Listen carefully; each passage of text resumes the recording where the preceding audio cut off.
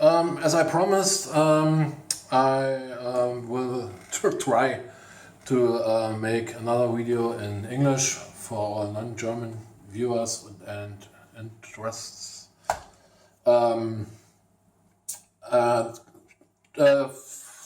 For start, in a short recap, what I done here. This is a really old, crappy mainboard from an old office PC. It was standing like 10 years somewhere under the table, eating dust and running happily. Some time ago it failed. The guys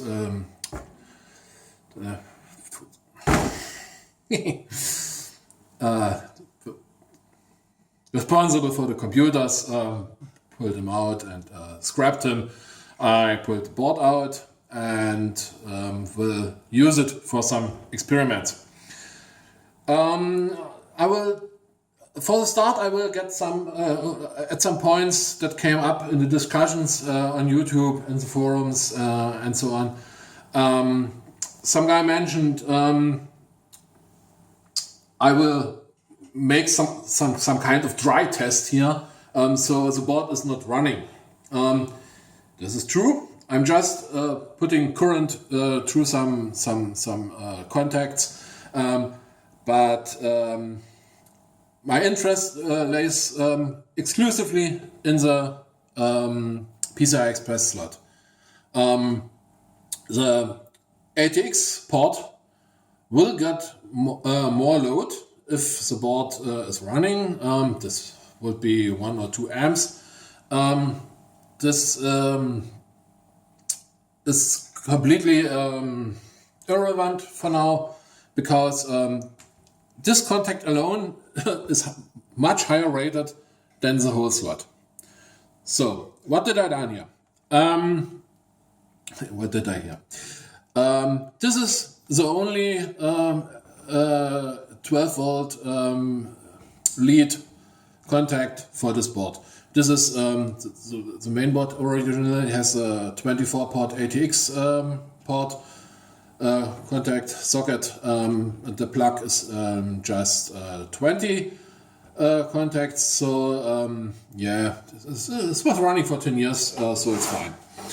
The current now goes like it will go in practical use from this lab power supply, from the positive lead to this lead, which is a little bit skimpy, to the ATX port, down on the board, running to the traces. It's a really short way here, and a normal ATX board will have a longer way.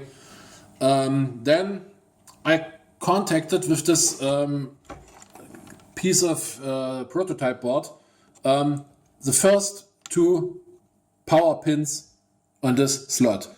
An original graphics card will have in this range, in the width of this trace, 2 of his fingers reaching into the port to the corresponding contacts. If I plug this in, you can see the scratch marks here on this side and here. And here is the third from the third contact, but is not contacted. So we only drive the test current through the first 2 contacts. Another thing, general for the port, some people asked, "Oh, what's with ground?" You just torturing the 12 volts. What's with the ground? Just in a computer, ground is no issue. There's plenty of ground. Look, there's ground,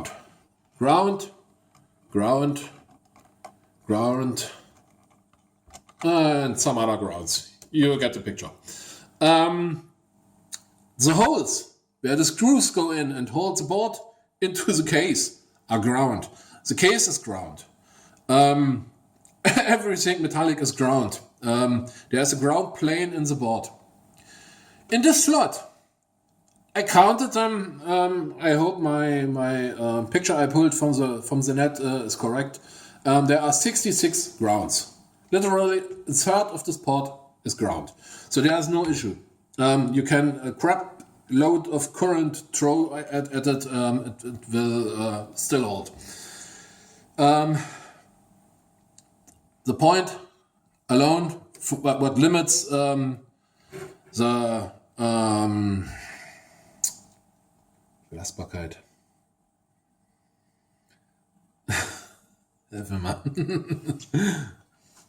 Yeah, but puts the ceiling on the power is the plus 12 volts. So again, short description. I put that the current comes in here, flows through the measuring adapter, and flows over this lead back to the supply. As you can see, there are 5.2 amps flowing now. I I fiddled around yesterday. The day before. With testing and raising the current slowly and just look what will happen, and nothing happened. So I will just make a short recap of the measurings I made yesterday, so you can get the hint of it. The current flowing through all these leads and convoluted stuff will make a voltage drop.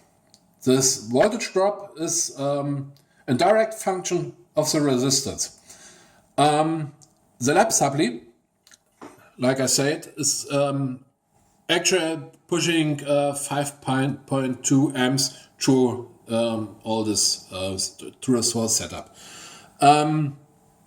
You see, there are 0.43 volts actual. If I pull the plug, you will see it rises to around 2 volts. This is the voltage I set as the maximum. The other maximum I set is the current. So as long as the voltage over all the leads and the contacts and all this will stay below this 2 volts, only the current mode will kick in. So we completely current limited. Some people said, raise the voltage to get more amps. No, there's no use because it's maxed out. There isn't any more juice in this small little poor supply. So let's go to the measurements like yesterday. They're a bit boring now, but okay. Anyway, I had made a measuring point here down right under the lead that carries the current. So I can measure without measuring the voltage drop over these leads and over the supply and everything else. So just pushing this in here. This is the orange lead from the front side. This is what you would get if you would measure on the graphics card. The back side, there's another contact. Is reaching down into the slot. This contacts the first 2 contacts into the slot, like on the other side. But the first slot is not carrying any current because it's a sense pin. There's some electronics somewhere buried in the board, somewhere hidden away, which senses if a board is set into the slot, there's no relevant current flowing. So on the back side, the second contact is soldered with the 12 volt plane together on the back side of the board. So I can measure from here the voltage below in the board, because the voltage drop over this side with the multimeter, which draws some nanoamps, is 0. So let's have a look. This is the voltage drop. I have to go to the millivolt range. This is the voltage drop over the negative. Just have a look. Yeah, okay.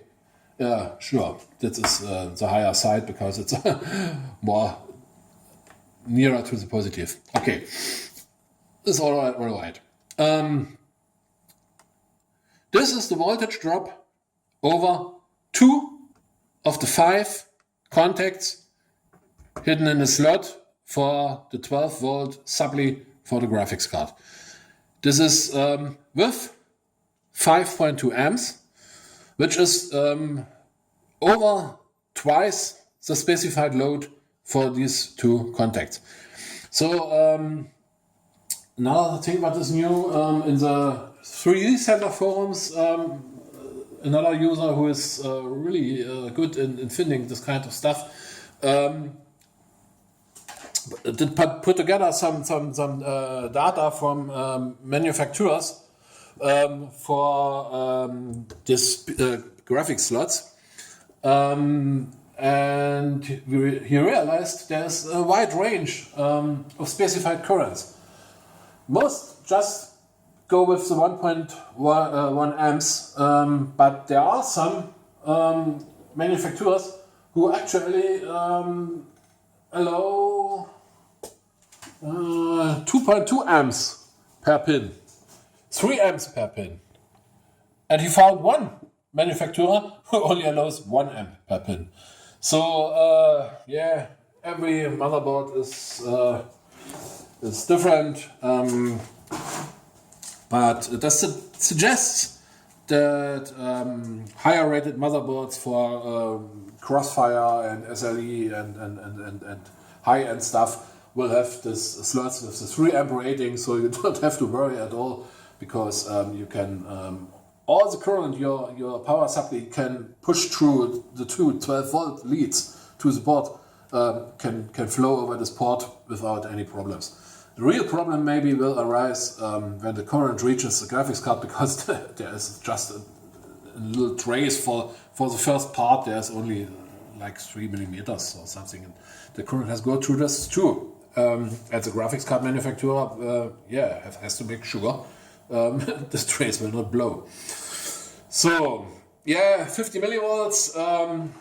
Just make a quick calculation. 50 millivolts, we stay in the milli range, times 5.2 amps equals to 260 milliwatts, which is power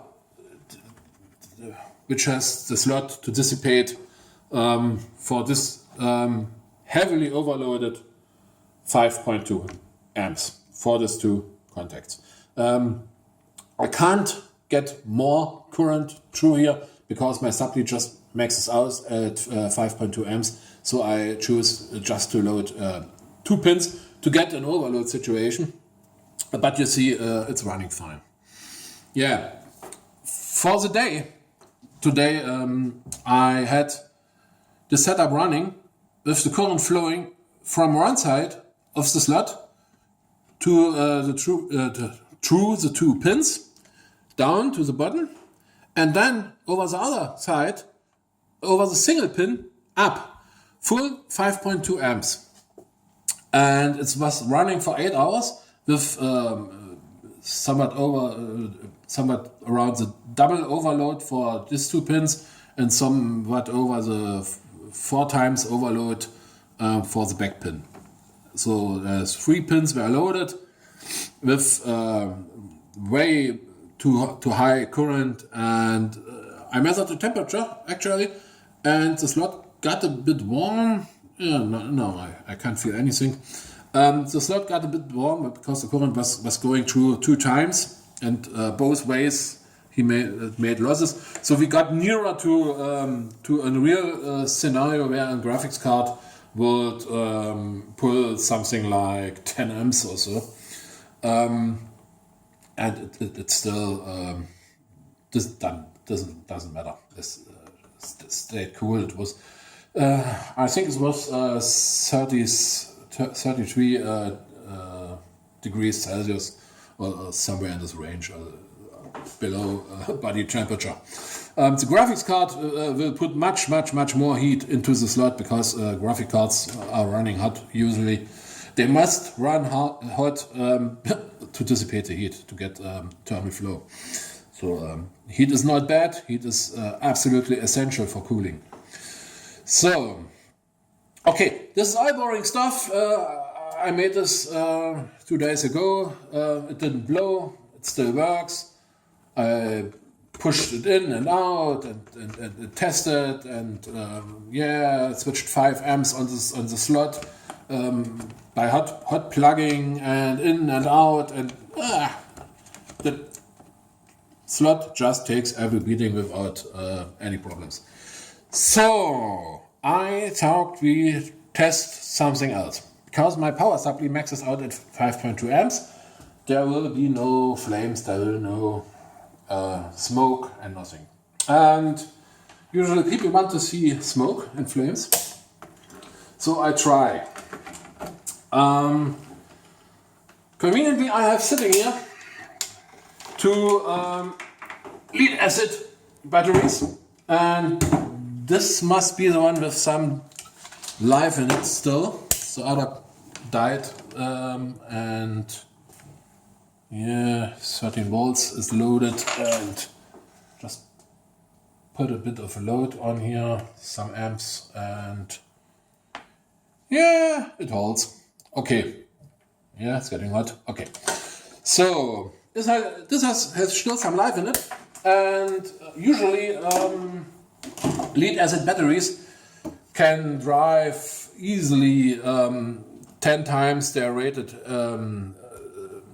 capacity as a short circuit current. So we can, if this battery would be new, it would maybe drive 30 amps, which is a lot. So let's try to make the setup for this. I want to include the ATX slot, because I want to know what blows first.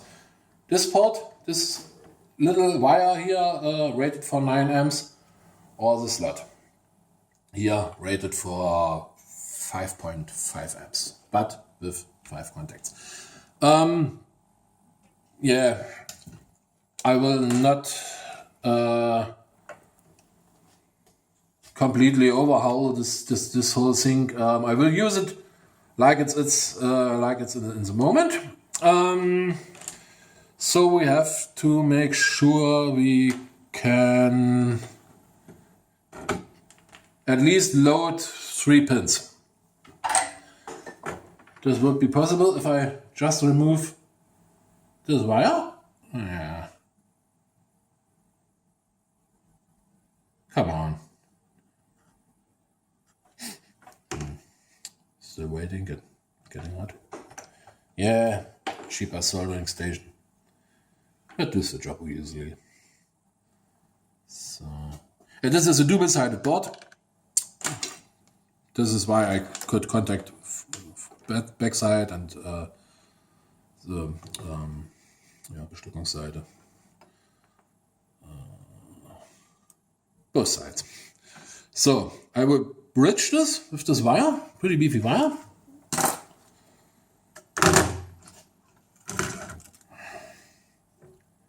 So yeah, I have no clue what will happen. What will happen now? Because I really don't know the real state of the battery. It could be like new and will make a lot of smoke and flames by pushing the current through here, or it will just max out at half a amp and die. Oh, let's try. Just try.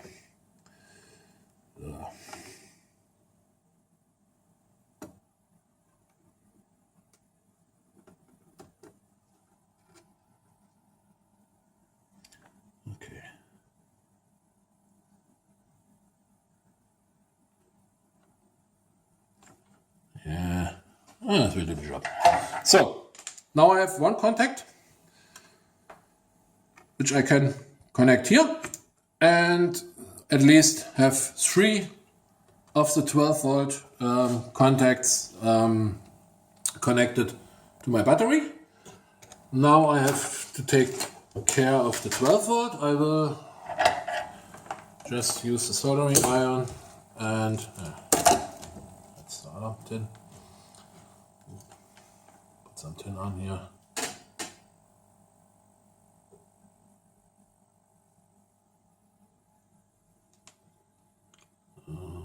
Maybe this will blow first, this connection. Yeah, but it has some thermal capacity, so I hope it will hold up to something. Yeah, it blows.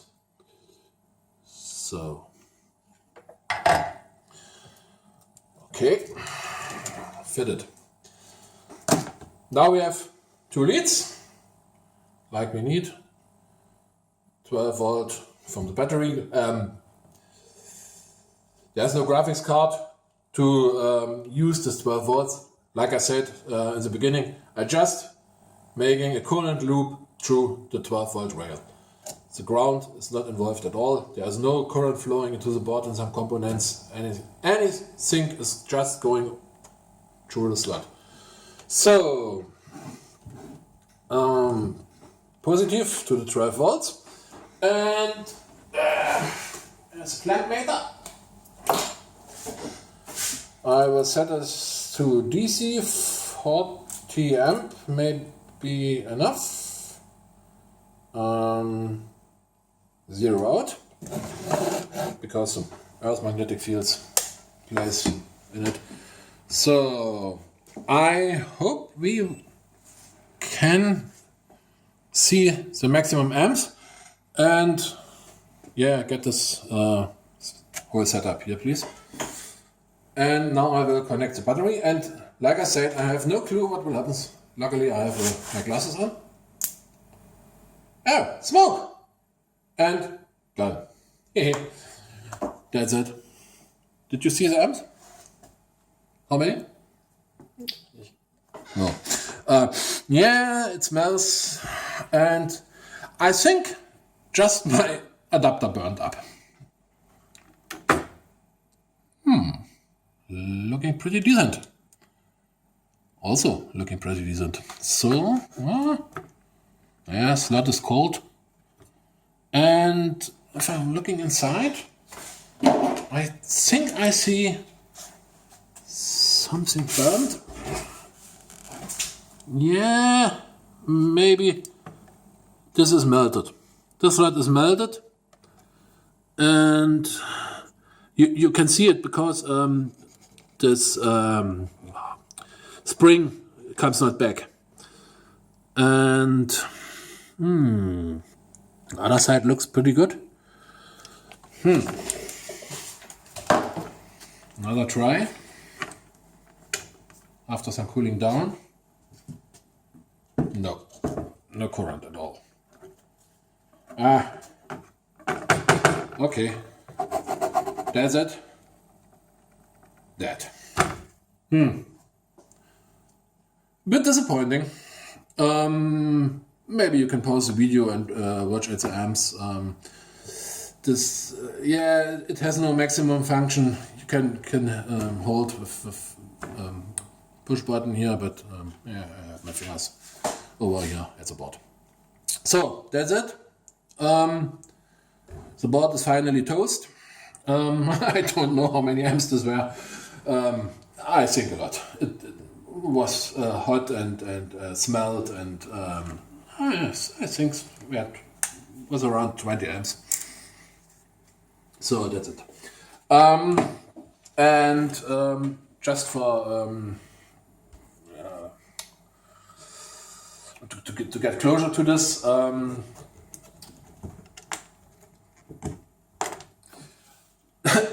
just take it as fun. It's just a fun science project. Like I said, my mate here from the 3D center board found all this data sheets. Every slot is different. But generally, I think you can expect to hold. It will hold up reasonable to like 10 amps or so. Just got an idea. One moment. We have another slot rated for 22 watts, 25 watts, and we can try again. And just have a look at that. Well, what's this? Oh, I think the 12 volt rail in this board is toast because the other slot is also toast. This is interesting. This is interesting. Nothing to see. Yeah, it's all inside. There's a 12 volt plane hidden inside, and I think it's gone. Okay, yeah, disappointing. No flames. And that's it.